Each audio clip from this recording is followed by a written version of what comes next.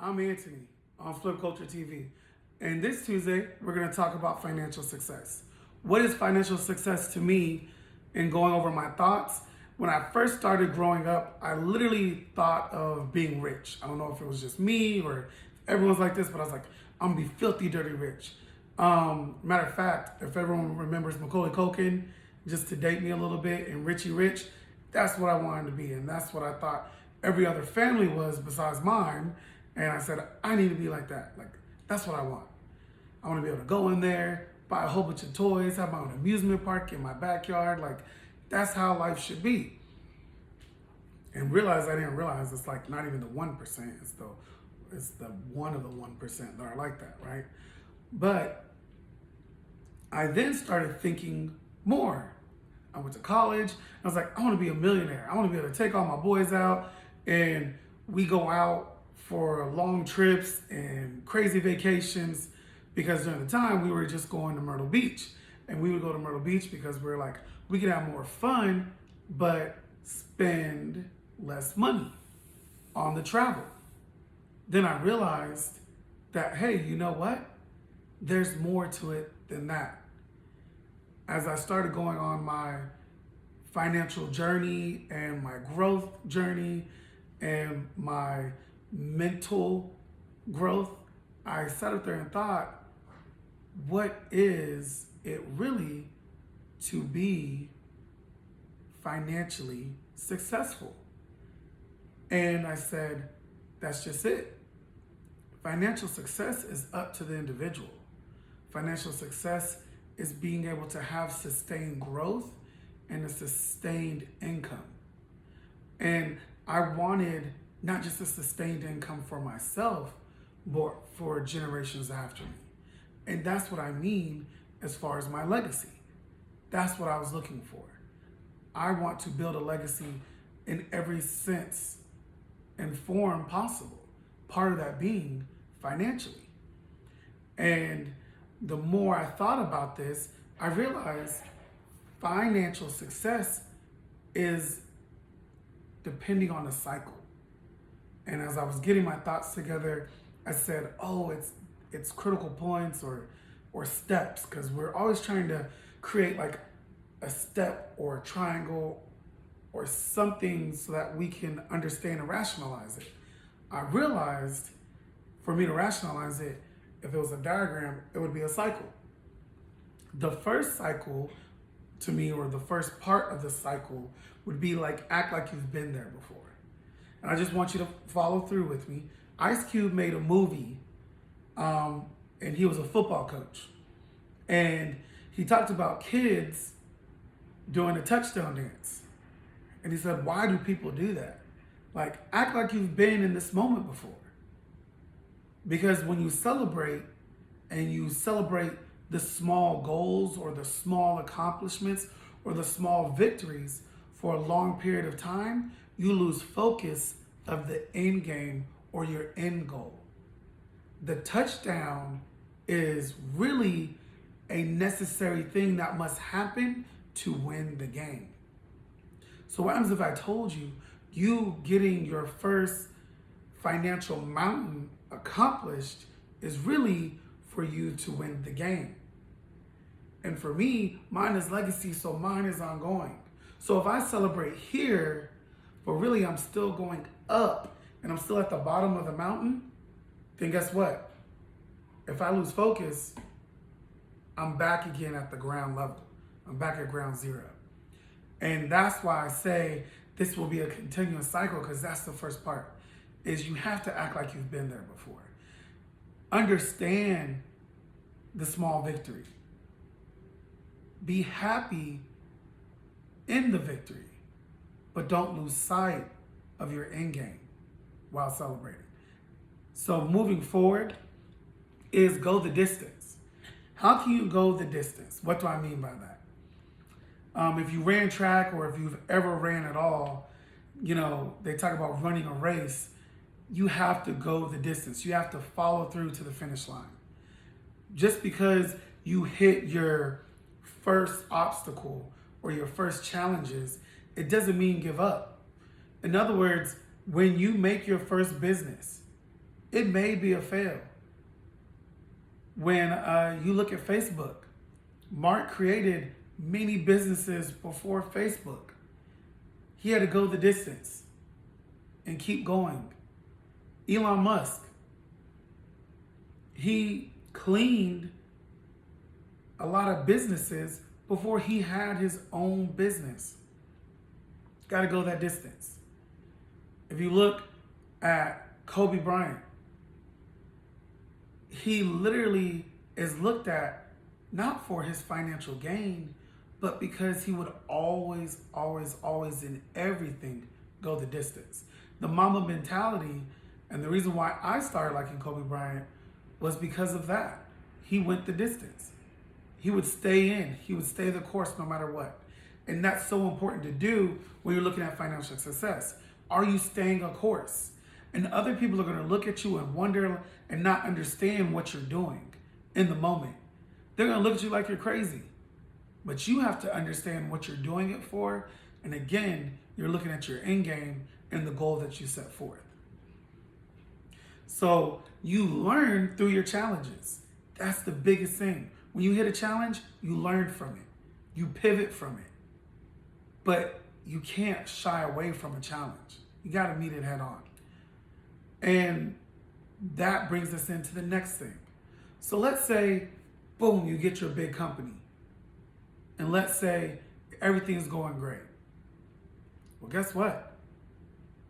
There's a lot of singers and a lot of actors who are one-hit wonders. And the reason for that is because maybe they started celebrating, right? So they're excited. I did this one movie, and now I'm the man. I got it. No one's as nice as me. No one can do what I do. I did just this one movie, it was an instant success. I did this one song, it was an instant success. Boom. Or let's say they hit their first challenge, and they're like, I can't do it anymore.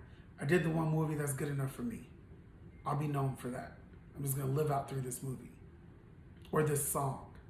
Or then you hit the next thing that I'll talk about. You sit up there and you get the one-hit wonder, and remember, it's a high that you go on because you worked hard to even get that. To be a one-hit wonder, you worked hard to get to that point. I don't discredit you for it. But now, instead of looking at the factors or the tools that made you there, you look at the subject itself. So you look at the finished product, you say, I need to create another movie just like Bad Boys. Instead of looking at the plot, the writing, the supporting cast, the effects that made Bad Boys to get you another star movie. You don't do any research or learning. And that's what's so important. You got to be able to do whatever it takes not to be a one-hit wonder, whatever that may be for you. Remember, we're trying to think of this as just one size fits all. And honestly, there's so much into it because not everyone is an entrepreneur. It's okay to be part of a corporation, but if you don't want to be a one-hit wonder in a corporation, you want to keep moving up the line, then you have to figure out, what am I doing part of my company to make sure I'm doing different than the rest of the crowd? That's what's so important. Which brings us into the next one, and that a lot of one-hit wonders can't pay attention to, is the reinvention phase. We have to be able to reinvent ourselves. And if you can reinvent yourself, then guess what? You turn yourself from being a one-hit wonder. Look at Facebook. Facebook is great, but guess what? It was great because it was only secluded to a certain group of people. College kids. That's how it started out. And it lit up like wildfire. Then all of a sudden, those college kids was like, what in the world? My mom's on here. This is awkward. I don't want to be up here. Or this business is going to see me, so now I don't want to be up here. But then they started acquiring other companies. Instagram, right? They started doing other things underneath with pictures, with the liking system. You're paying attention to your likes. They made so many different intricate nuances each time, very subtle, but it allowed them to continuously reinvent themselves. And that's what we think. Facebook to this day is still the same core belief, still the same core product, but they created subtle nuances to reinvent themselves in this day and age. And when one thing didn't work, they were able to do something else because they still had a core group of people and a following to go with them. And that's the same thing for you and your financial success. You've got to be able to reinvent. You have to reinvent a new way to save. You have to reinvent a new way to earn money when you're not working, create passive income. You have to be able to reinvent how you start a new growth of money or a new financial flow stream to get different cash flow in, right? That's what's so important. And when you do that and you reinvent yourself, then now you're continuing the cycle. And the way you do that and that reinvention comes from is, guess what? Understanding and knowledge. You have to understand yourself. Remember, that's the core belief. And then you have to gain knowledge constantly. Constantly be someone who's thirsty for knowledge, for understanding. Talk to all age groups. I said that. I explained this to a 4-year-old. And guess what?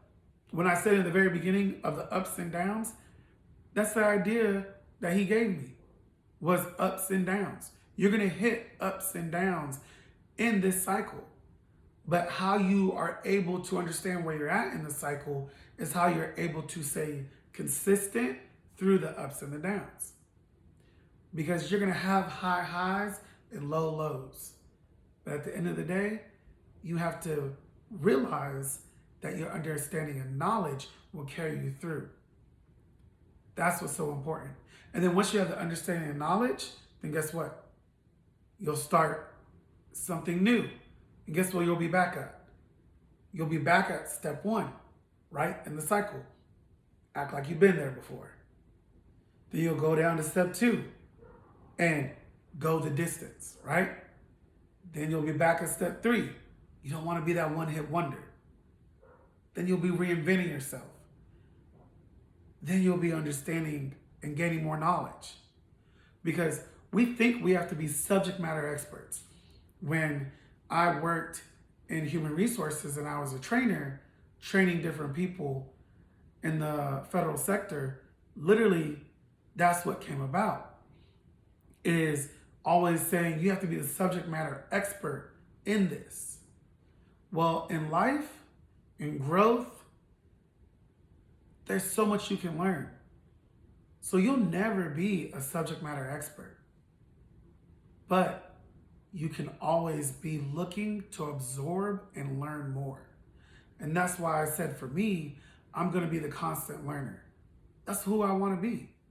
And I'll be able to hopefully talk and ignite people's memories and thoughts along the way. That's what I want to do. And thinking about it, Gerald Ford, in the book that by Napoleon Hill, The Law of Success, they asked him, Henry Ford, they asked him what makes him so wealthy. And they asked people what made Henry Ford so wealthy.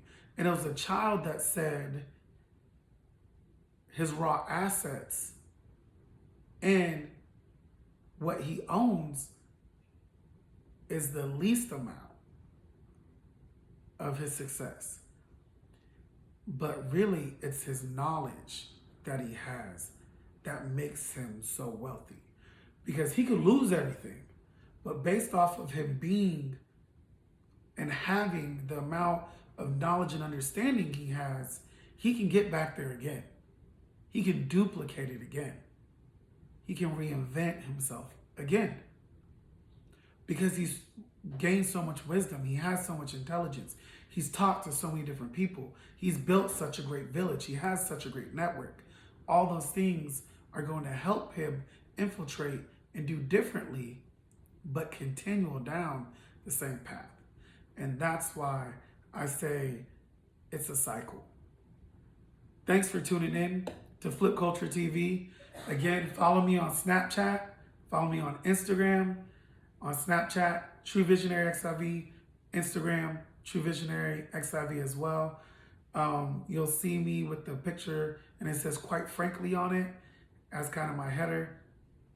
And I'll see you next time on Tuesday Talk.